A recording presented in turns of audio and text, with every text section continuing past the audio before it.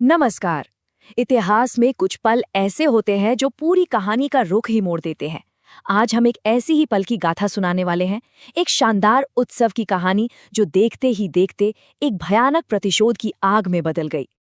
जरा सोचिए, काशी का वो शाही दरबार जहां एक राजकुमारी को अपना जीवन साथी चुनना था। हवा में जश्न की महक थी, संगीत था, लेकिन कौन जानता था कि उस जश्न के पर्दे के पीछे एक ऐसा तूफान भी पल रहा था जो सब कुछ तबाह करने वाला था।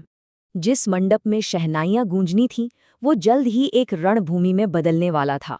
एक फैसला, सिर्फ एक फैसला, जिसने आर्यावर्त की बड़ी बड़ी सल्तनतों को एक दूसरे के आमने सामने लाकर खड़ा कर दिया। और इस सारी उथल पुथल के बीच में खड़ा था एक अकेला योद्धा, एक ऐसा इंसान जिसने अपनी प्रतिज्ञा और अपने पराक्रम से उस सभा में मौजूद हर राजा को चुनौती दी और इतिहास का रुख हमेशा के लिए मोड़ दिया। तो कहानी शुरू होती है हस्तिनापुर से। सिंहासन पर राजा विचित्रवीर्य तो थे, लेकिन राज्य को इंतजार था एक रानी का। और अपने कुल के भविष्य के लिए भीष्म की निगाहें जा टिकीं काशी के उस विशाल स्वयंवर पर। काशी नरेश ने अपनी 3 तेजस्वी बेटियों अंबा, अंबिका और अंबालिका के लिए एक भव्य स्वयंवर का आयोजन किया था। दूर दूर से राजा महाराजा आए थे। हर किसी की आंखों में एक ही सपना था, इन राजकुमारियों में से किसी एक को अपनी रानी बनाने का। और तभी उस जश्न के शोर के बीच एक ऐसी गड़गड़ाहट हुई जिसने सबको चौंका दिया। अपने रथ पर सवार गंगापुत्र भीष्म ने सभा में प्रवेश किया।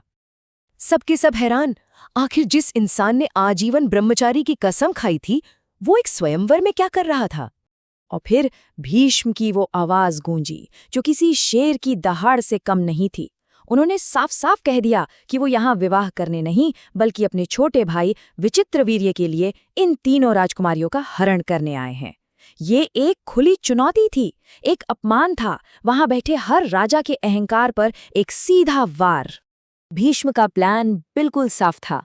कोई बातचीत नहीं, कोई समझौता नहीं। पहले खुली चुनौती, फिर विरोध करने वाले हर योद्धा की हार, और आखिर में राजकुमारियों का हरण। उनके लिए सिर्फ एक चीज मायने रखती थी, हस्तिनापुर का गौरव। और फिर जो हुआ, वो इतिहास के पन्नों में हमेशा के लिए दर्ज हो गया। सारे, जी हाँ, सारे शक्तिशाली राजा एक साथ भीष्म के खिलाफ उठ खड़े हुए, लेकिन वो अकेले ही उन सब पर भारी पड़ गए। उनके बाणों की बारिश ने जैसे पूरी सभा को ही परास्त कर दिया। तो भीष्म विजयी होकर तीनों राजकुमारियों के साथ हस्तिनापुर लौटे। ऐसा लग रहा था जैसे सब कुछ उनकी योजना के मुताबिक ही हुआ है। महल में जश्न की तैयारियां शुरू हो गईं। आखिर हस्तिनापुर को अपनी होने वाली रानियां जो मिल गई थीं। सब कुछ ठीक चल रहा था, पर किस्मत को कुछ और ही मंजूर था। एक छोटा सा निवेदन, एक ऐसी बात जो हस्तिनापुर के भविष्य को हमेशा हमेशा के लिए बदलने वाली थी। ये हिम्मत भरे शब्द थे सबसे बड़ी राजकुमारी अंबा के। सोचिए, उस महापराक्रमी भीष्म के सामने उन्होंने अपने दिल की बात रख दी कि उनका दिल तो पहले से ही राजा शाल्व के पास है और वो शादी सिर्फ उन्हीं से करना चाहती हैं। अंबा के इन शब्दों ने भीष्म को एक बहुत बड़े धर्म संकट में डाल दिया। एक तरफ हस्तिनापुर का कर्तव्य, तो दूसरी तरफ एक स्त्री की इच्छा का सम्मान। और अपने धर्म पर चलते हुए भीष्म ने एक बड़ा फैसला लिया। उन्होंने अंबा की इच्छा का मान रखा और उन्हें राजा शाल्व के पास जाने की अनुमति दे दी। भीष्म ने तो अपना धर्म निभा दिया, लेकिन किस्मत ने अंबा के लिए एक बहुत ही बुरा मोड़ तैयार कर रखा था। वो उम्मीदों से भरी हुई राजा शाल्व के पास पहुंची, पर वहां उनका स्वागत फूलों से नहीं बल्कि गहरे अपमान से हुआ। राजा शाल्व ने अंबा को स्वीकार करने से साफ मना कर दिया, और उसकी वजह बहुत ही कठोर थी।